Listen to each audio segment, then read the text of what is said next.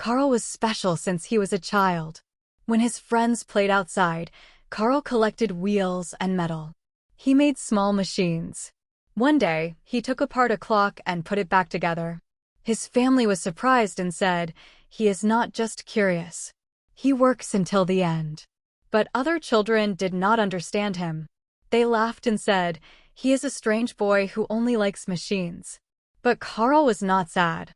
He showed them a small model car and said, "My idea is not a dream." Carl's uncle was very kind to him. The uncle delivered things with a horse carriage. He smiled at Carl and said, "Your eyes shine like stars." One day, Carl asked, "Uncle, can I ride the carriage with you?" The uncle said yes. But on the way, a big dog barked. The horse was scared and jumped.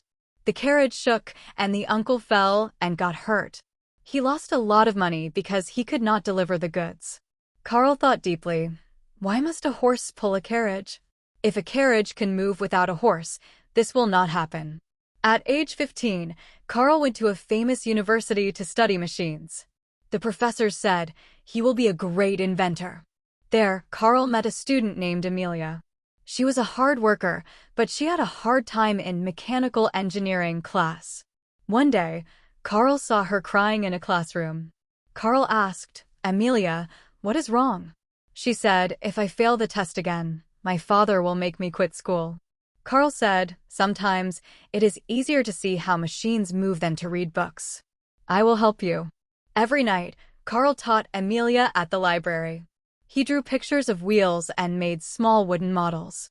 Finally, Amelia passed the test. She was very happy. Carl smiled and said, "We are friends with the same dream." Carl learned an important lesson. You do not make machines alone. You learn and grow together. Carl started to study engines, but people were mean. They said, "A carriage without a horse? That is a crazy dream." Carl failed many times. He had no money, and the technology was difficult. One day, during a test, the engine broke and hit a wall. People laughed. This is a dangerous toy. Even the people who gave him money left him. Carl's wife, Bertha, held his hand. She said, "Carl, I believe in you. You can do it." But things were still hard. Carl could not pay for his workshop. He sighed, "Is this the end?" Then, the door opened. It was Amelia from the university. She said, "Carl, I heard you are making an engine but have no money." She gave him a bag. "Because you helped me at university, I have a small factory now. I am not just paying you back. I am building your dream with you." Carl cried and said, "Thank you. I will show you I can do it." With Amelia's help, Carl worked hard again. Finally, in 1886, the engine started with a loud vroom. Carl made the world's first car, the patent motor wagon. But people still said, "Where can we use that?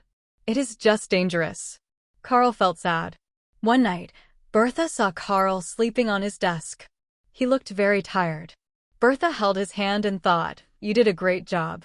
But people don't know it yet. Someone must show them." Early the next morning, she woke up her two sons. "We must help your father." Bertha and her sons took the car and left the house. They wanted to go to her mother's house, which was 100 kilometers away. This was the first long car trip in the world. The trip was hard. They had to buy fuel at a pharmacy and fix broken parts. On the road, a woman saw them and shouted, "Oh my God! A sewing machine is running." Bertha stopped the car. The woman looked at the car and said, "Is this a sewing machine with wheels? It sounds just like mine, but it is so fast." The sons laughed. Bertha smiled and said, "This is not a sewing machine. It is a new carriage my husband made. It moves without a horse." More people came. They said, "It sounds like a sewing machine." "No, it sounds like a millstone. If it moves without a horse, the horse can rest now." The woman gave the children some cookies and said, "This machine is amazing. Good luck." Bertha felt happy and finished the trip. Soon, the news spread everywhere. A horseless carriage traveled 100 kilometers. Is that possible? Maybe we don't need horses anymore. Newspapers wrote, "A new machine is on the road." Many people went to Carl's workshop to see the car. Carl looked at the people and breathed.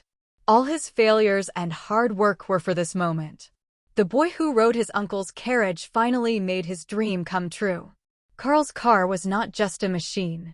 It was a bridge to connect people. It made the world closer. Because of the car, people could travel farther, faster, and safer. Families could meet more often, doctors could reach sick people faster, and farmers could go to the market quickly. Carl's invention was a light for the whole world to move forward.